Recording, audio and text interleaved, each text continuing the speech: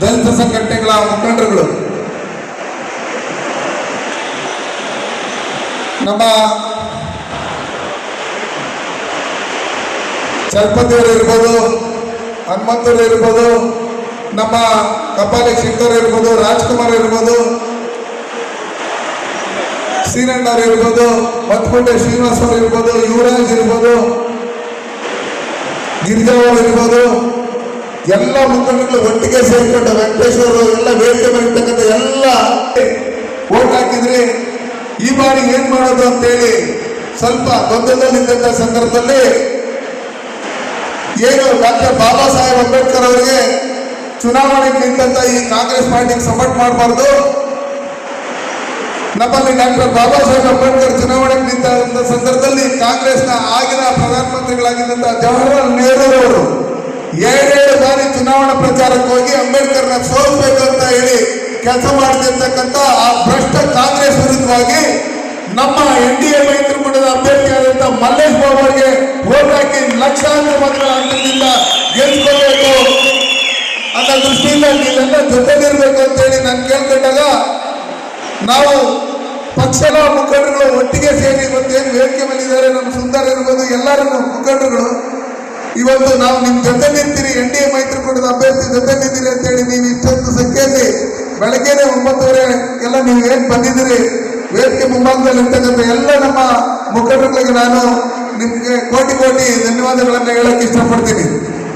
ಕಾಂಗ್ರೆಸ್ ಮೊದಲಿಂದಲೂ ಚುನಾವಣೆ ಬಂದಂತ ಸಂದರ್ಭದಲ್ಲಿ ಅಂಬೇಡ್ಕರ್ ಹೆಸರು ಬರ್ತಾ ಇರ್ತಾರೆ. ಆದ್ರೆ ಈ ರಾಜ್ಯದಲ್ಲಿ ಡಾಕ್ಟರ್ ಬಾಬಾ ಸಾಹೇಬ್ ಅಂಬೇಡ್ಕರ್ ಅವರು 5 ಸ್ಥಳಗಳಿಗೆ ಬಂದಿದ್ರು, ಅದರಲ್ಲಿ KGF 1. ಇವತ್ತು ಈ ಕಾರ್ಯಕ್ರಮಕ್ಕೆ ನಾವು ಬರಬೇಕು ಅಂತ ಹೇಳಿ ಅಶೋಕಣ್ಣವ್ರನ್ನ ಇದು ಅವ್ರಿಗೆ ಪ್ರೋಗ್ರಾಮ್ ಫಿಕ್ಸ್ ಆಗಿರಲಿಲ್ಲ. ಅಣ್ಣ ನೀವು ಬರಲೇಬೇಕು, ಹೆಂಗೂ ನೀವು ಬರ್ತಾ ಇದ್ದೀರಿ ಬಂಗಾರಪೇಟೆ ಈ ಭಾಗಕ್ಕೆ, ನೀವು ಬಂದು ಒಂದು 5 ನಿಮಿಷ ಬರಬೇಕು ಅಂತ ಹೇಳಿದಾಗ ಇಲ್ಲ ನಾನು ಬರ್ತೀನಿ ಅಂತ ಹೇಳಿ ಒಪ್ಕೊಂಡು ಬಂದಂತ ಅಶೋಕಣ್ಣವ್ರಿಗೆ ನೀವು ಜೋರಾಗಿ ಚಪ್ಪಾಳೆ ತಟ್ಟೋದ್ರ ಮುಖಾಂತರ ಧನ್ಯವಾದಗಳನ್ನು ಹೇಳಬೇಕು.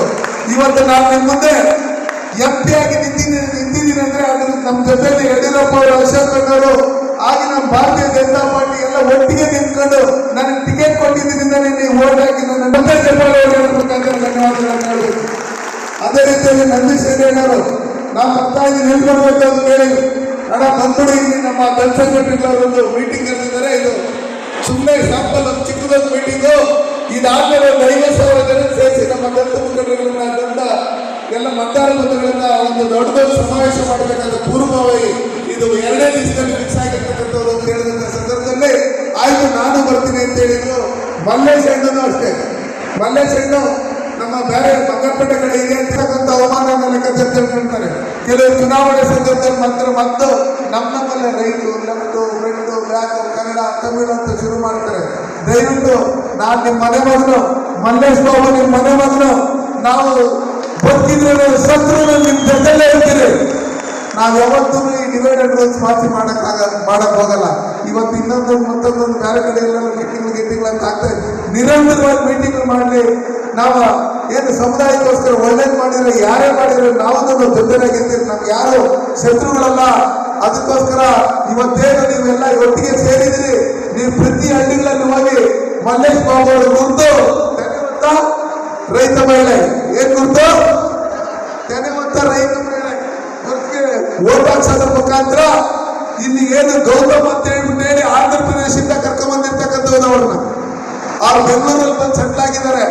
ಅವ್ರನ್ನ ಕರ್ಕೊಂಬಂದು ಇಲ್ಲಿ ಕೋಲಾರ ಜಿಲ್ಲೆಯವರು ಯಾರ್ಯಾರು ಟಿಕೆಟ್ ಕೇಳಿದ್ರು ಕಾಂಗ್ರೆಸ್ ಅಲ್ಲಿ ಅವ್ರು ಇಬ್ಬರಿಗೂ ಕೊಟ್ಟಿಲ್ಲ.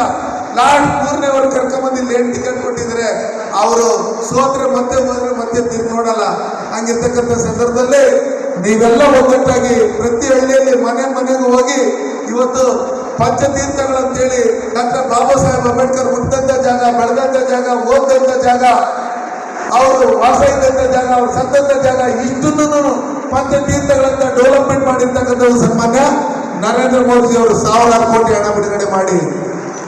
ಅದೇ ರೀತಿಯಲ್ಲಿ ಅಂಬೇಡ್ಕರ್ ಬರೆದಂತ ಸಂವಿಧಾನವನ್ನ ಅವರು ಮುಖ್ಯಮಂತ್ರಿ ಆಗಿದ್ದಂಥ ಸಂದರ್ಭದಲ್ಲಿ ಗುಜರಾತ್ನಲ್ಲಿ ಕಾನೂನು ದಿನಾಚರಣೆಯನ್ನು ಆಚರಿಸಿ ಅವತ್ತು ಸಂವಿಧಾನ ದಿನ, ಕಾನೂನು ಅಲ್ಲ ಸಂವಿಧಾನ ದಿನಾಚರಣೆ ಅಂತ ಮಾಡ್ಬೇಕಂತ ಹೇಳಿ ನರೇಂದ್ರ ಮೋದಿ ಅವರ ಆದ ಮೇಲೆ ಯಾವ ತರ ನಾವು ದಸರಾ ಅಂಬಾರಿ ಸಂವಿಧಾನದ ಪ್ರತಿಯನ್ನು ಚಾಮುಂಡೇಶ್ವರಿ ನೆನ್ಕೊಂಡು ಹೋಗ್ತಾರೆ. ಅದೇ ರೀತಿಯಲ್ಲಿ ಮೆರವಣಿಗೆ ಮಾಡಿ ಡಾಕ್ಟರ್ ಬಾಬಾ ಸಾಹೇಬ್ ಅಂಬೇಡ್ಕರ್ ಬರ್ತಿರ್ತಕ್ಕಂಥ ಸಂವಿಧಾನದಿಂದನೇ ನಮ್ಮ ತಂದೆ ಟೀಮ್ ಮಾಡ್ತಾ ಇದ್ದಾರೆ. ಇಂಥ ಬಡಕುಟುಂಬದಲ್ಲಿ ಹುಟ್ಟಿರ್ತಕ್ಕಂಥ ಒಬ್ಬರು ಪ್ರಧಾನಮಂತ್ರಿ ಆಗಬೇಕಂದ್ರೆ ಅದಕ್ಕೆ ಕಾರಣ ಡಾಕ್ಟರ್ ಬಾಬಾ ಸಾಹೇಬ್ ಅಂಬೇಡ್ಕರ್ ಅಂತ ಹೇಳಿರ್ತಕ್ಕಂಥ ನರೇಂದ್ರ ಮೋದಿಜಿಯವರು ಬಡಸ್ತನದಿಂದ ಬಂದಿರತಕ್ಕಂಥದ್ದು.